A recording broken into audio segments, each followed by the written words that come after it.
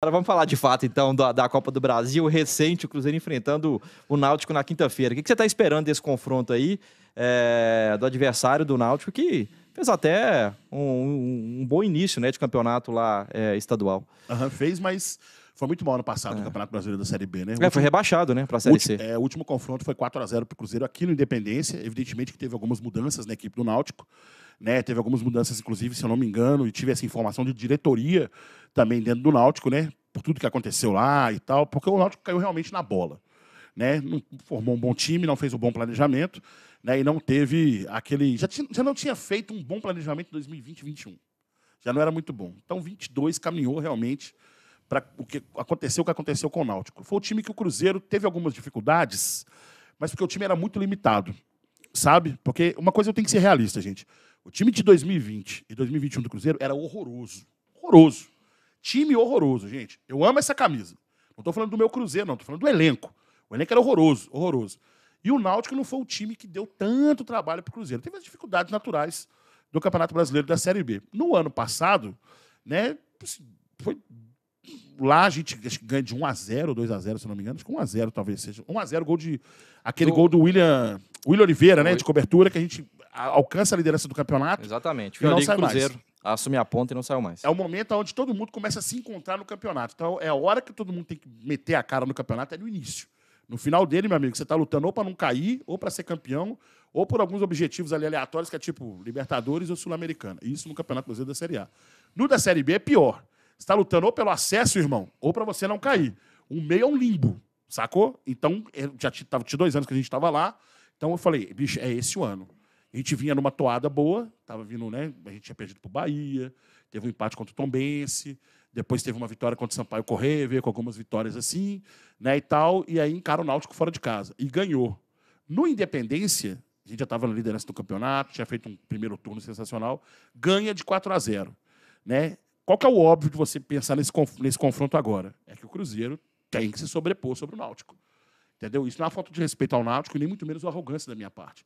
É a camisa do Cruzeiro. Por mais que tenha tido todas essas dificuldades, é um momento que você tem que se impor sobre o seu adversário. Mas você acha que pode se impor mais pela camisa ou pelo elenco atual, pela qualidade? Laurinho, eu vou te falar uma coisa que é esse lance que eu falo do Marcelo Ramos, certo?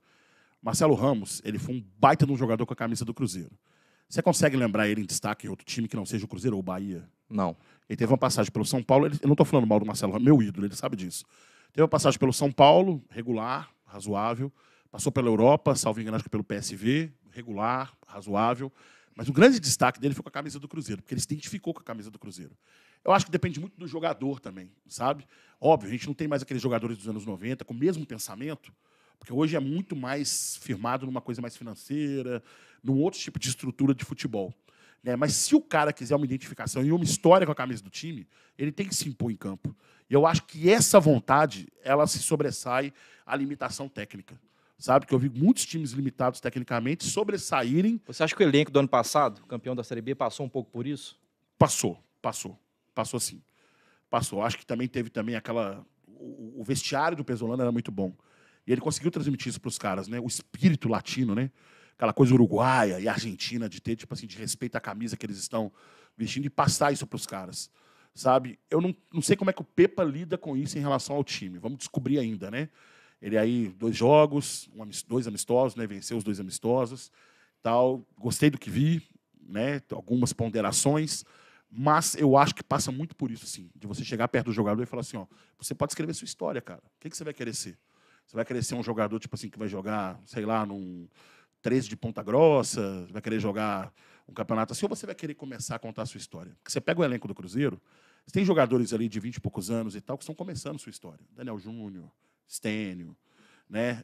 Kaique, lateral esquerdo, Ian Lucas, jogadores que podem escrever uma grande história. E tem jogadores, por exemplo, que já estão ali beirando os 30, que ainda precisam de uma grande marca na sua carreira, nem que seja para, de repente, chegar amanhã e falar assim, olha, Copa do Brasil de 2023, lembra como é que foi? Olha quem estava nesse elenco aí. E ter essa história para contar. Então, acho que depende muito do jogador também. Eu acho que essa vontade supera qualquer limitação técnica. E você acha que a Copa do Brasil pode servir também para o Cruzeiro, num cenário de reafirmação desse cenário macro nacional aí? Porque o Cruzeiro vem de 3 anos, de Série B, retorna à Série A e tem uma Copa do Brasil. O Cruzeiro não conseguiu avançar muito na Copa do Brasil nos 3 anos que esteve na segunda divisão.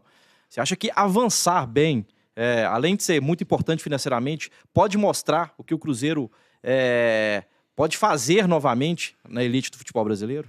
Eu acho que você chegar numa quarta de final da Copa do Brasil já é um grande feito. Eu acho que isso o Cruzeiro fez ano passado. Então, eu desculpa até discordar de você sobre não ir muito longe, né? Porque, por exemplo, chegam só 4 na semifinal. Dentro da realidade, sim, eu acho que foi muito bem, né? A gente pega um Fluminense, né, com o Fernando Diniz muito bem estruturado, né? E aí era mais aquela condição, por exemplo, dos camaradas que estavam focados numa recuperação do Cruzeiro, tentando mostrar, tipo assim, não, a gente consegue, a gente encara e tudo. Por exemplo, foi a primeira vez que um Bidu olhou para deve ter sido a primeira vez que um Bidu olhou para o Maracanã lotado e falou: "Caraca, velho, olha onde é que eu tô jogando", né? Onde a garotada, naquele ano mesmo, enfrentou o Vasco no Maracanã. Também que alguns devem ter olhado falando assim: "Nossa, bicho, é a primeira vez que eu enfrento o Maracanã cheio, parece", né?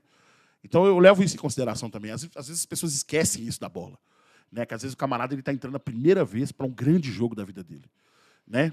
E foi isso que o Cruzeiro passou muito por isso, de ter esses jogadores, tipo assim, de olhar e falar assim: "Caraca, bicho, olha o tamanho desse jogo", que é o caso, por exemplo, do clássico de 2020, que o Cruzeiro vai com o time praticamente sub-20 para enfrentar o Atlético. Né? A diretoria do Cruzeiro, na época era o Conselho Gestor. Conselho Gestor. Preocupado porque era muita garotada, bicho, que tinha o Jadson, né? O Jadson que hoje está no Bragantino, né? Uma garotada assim, então tem muito que passar por isso, né? Então, quando você fala de uma Copa do Brasil, né? Eu acho que sim, acho que é a forma do Cruzeiro realmente se reafirmar. Eu entendo perfeitamente a estrutura e a realidade do Cruzeiro de hoje. Entendo. Acho que o Cruzeiro vai brigar por meio de tabela com o elenco que ele tem, sabe?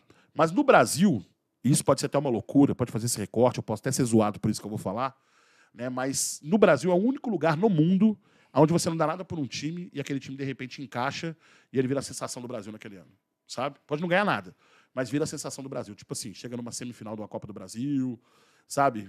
Consegue uma vaga no Libertadores. Time que ninguém dava nada por ele. A Copa do Brasil já mostrou muito isso, né? Já.